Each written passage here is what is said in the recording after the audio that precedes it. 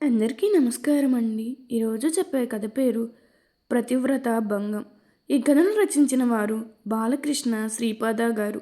ఇంకా కథలోకి వెళితే కాలింగ్ బెల్ మ్రోగడంతో వెళ్ళి తలుపు తీశాను. ఎదురుగా అందమైన యువకుడు 25 ఉంటాయి ఏమో నిలబడి ఉన్నాడు. ఎవరు మీరు? ఏం కావాలి అని అడిగాను. నమస్తే మేడం, నా పేరు మురళీకృష్ణ. మీ ఆఫీస్లో పనిచేస్తుంటాను. సార్ని కలుసుకోవడానికి వచ్చాను అన్నాడు. అలాగా, లోపలికి రండి అని అతన్ని కూర్చోమని చెప్పి కాఫీ తెచ్చి ఇచ్చాను. వద్దు మేడం అన్నాడు అతను మొహమాటంగా. పర్వాలేదు తీసుకోండి అన్నాను నవ్వుతూ. అతను మొహమాట పడుతూనే కాఫీ అందుకున్నాడు. నేను అతన్ని పరిశీలనగా చూస్తూ కూర్చున్నాను. అతను కాఫీ సిప్ చేసి సార్ లేరా మేడం అని అడిగాడు. ఉన్నారు, స్నానం చేస్తున్నారు. ఇప్పుడే వచ్చేస్తారు, కూర్చోండి అని నేను లేచి నిలబడ్డాను. అతను కూడా కంగారుగా లేచి నిలబడ్డాడు. నేను అతని కంగారుగా మనసులో నవ్వుకుంటూ మీరు కూర్చోండి అని మేడపైకి వెళ్ళాను. ఏమండి, మీకోసం మురళీకృష్ణ అంట ఆఫీస్ నుంచి వచ్చాడు, క్రింద ఎదురు చూస్తున్నాడు అని మా వారితో చెప్పాను. అలాగా, నేను ఇప్పుడే డ్రెస్ చేసుకుని వస్తాను. ఈలోగా మా ఇద్దరికి టిఫిన్ రెడీ చెయ్యి అన్నాడు వంశీ. నేను టిఫిన్ రెడీ చేసి డైనింగ్ టేబుల్పై సర్ది ఆఫీస్లో బిజినెస్ గురించి చర్చించుకుంటున్న వారిద్దరిని పిలిచాను. వంశీ టిఫిన్ చేస్తూ, రాధా, నీకు ఒక విషయం చెప్పాలి. రేపు ఉదయం ముంబైలో బోర్డు మీటింగ్ ఉంది. ఇప్పుడు ఇక్కడ అర్జెంట్ పని ఉంది. దాన్ని పూర్తి చేసుకుని అటు నుంచి అటే ఈవినింగ్ ఫ్లైట్కి ముంబై వెళ్ళిపోవాలి. సాయంత్రం మురళీకృష్ణ ఒక ఫైల్ తీసుకొచ్చి ఇస్తాడు. దాన్ని జాగ్రత్తగా దాచు. అది ఆఫీస్లో ఉంటే రిస్క్ అన్నాడు. నేను అలాగే అన్నట్లు తల ఊపాను.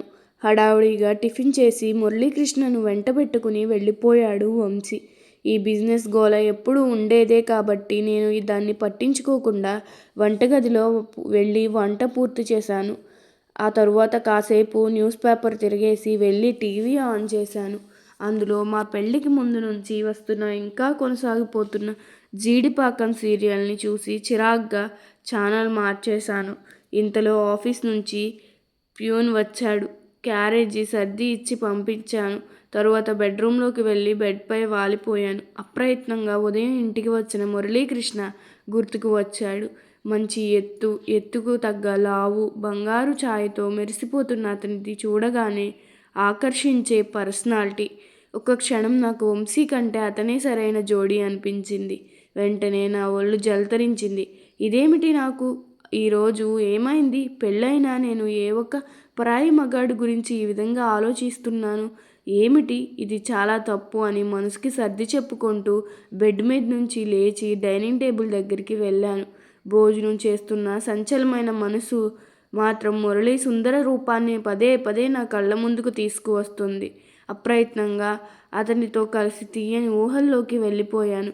నిజానికి వంశీ అనకారి కాదు, చామన ఛాయి అయినప్పటికీ చక్కని శరీర సౌష్ఠవంతో ఆకర్షణీయంగానే ఉంటాడు. అయితే అద్భుత సౌందర్యవతి అయిన రాధ ముందు మాత్రం అతను తేలిపోతాడు. వారిద్దరి తండ్రులు చిన్ననాటి స్నేహితులు. వంశీ తండ్రి రాధను తమ ఇంటి కోడల్ని చేసుకోవాలనే కోరికను తెలియజేయడంతో రాధా తండ్రి ఆనందంగా ఒప్పుకోవడం జరిగిపోయింది. రాధకు కూడా వంశీ అంటే అయిష్టత ఏమీ లేదు. తనకు కాబోయే భర్త మంచి అందగాడు కాకపోయినా మంచి మనసున్నవాడైతే చాలు అనుకుంది. వంశీ చాలా మంచివాడు.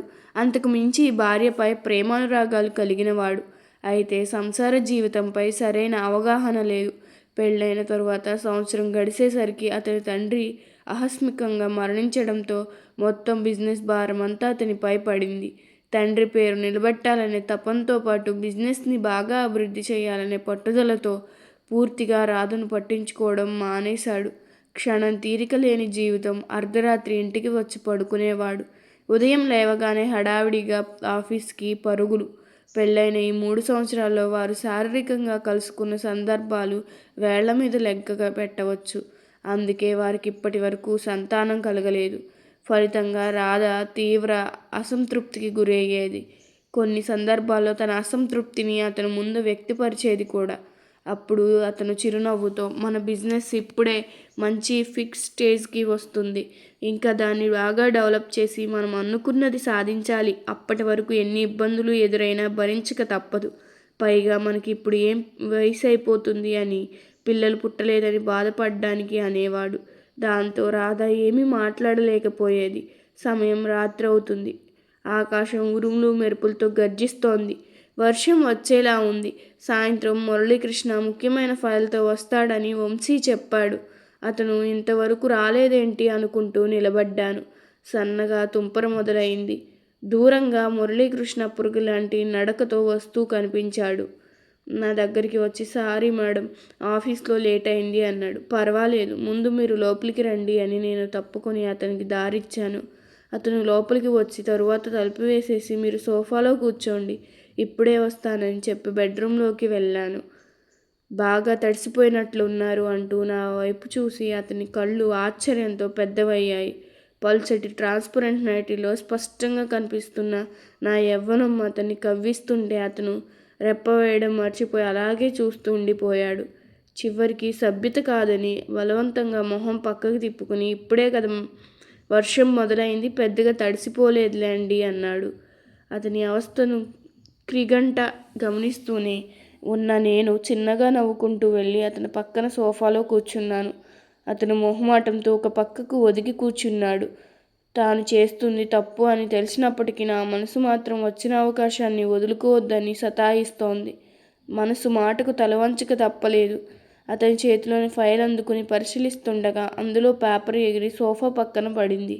దాన్ని అందుకోవడానికి అన్నట్లు నేను అతని పైకి ఒరిగాను.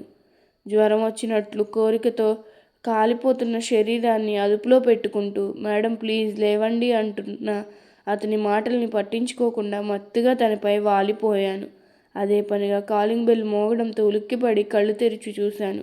అప్పటి వరకు జరిగింది నిజం కాదని, కేవలం నా ఊహ మాత్రమే అని తెలియడంతో సిగ్గుతో కుచించుకుపోతూ వెళ్ళి తలుపు తీశాను. ఎదురుగా నిలబడి ఉన్న మురళీకృష్ణ ముఖం వైపు కూడా చూడకుండా అతని ఇచ్చిన ఫైల్ తీసుకుని అతన్ని పంపించేశాను.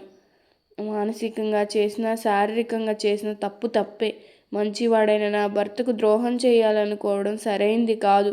సంచలమైన నా మనసును నిదించుకుంటూ పూజ గదిలోకి వెళ్ళి దేవుడి పటం ముందు లెంపలేసుకుని మరోసారి ఇలాంటి వికృత ఆలోచనలు రాకుండా కాపాడమని వేడుకొని ప్రశాంతంగా నిద్రపోయాను. ఈ కథ మీకు నచ్చినట్లయితే నా ఛానల్ను సబ్స్క్రైబ్ చేసుకోండి. అలాగే మీ విలువైన అభిప్రాయాన్ని కామెంట్ రూపంలో తెలపండి. ధన్యవాదములు.